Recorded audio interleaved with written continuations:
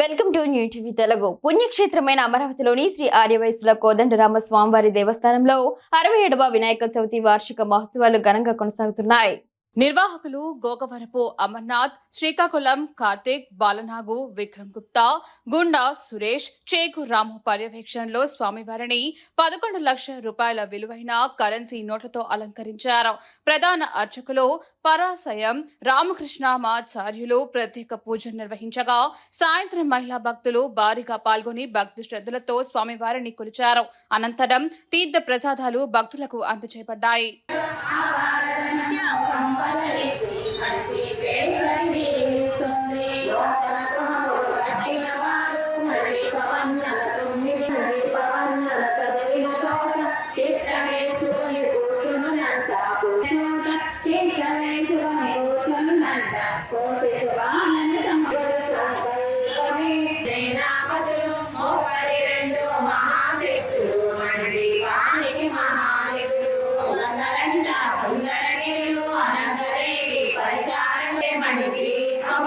దేవదేవుల నివాసము అది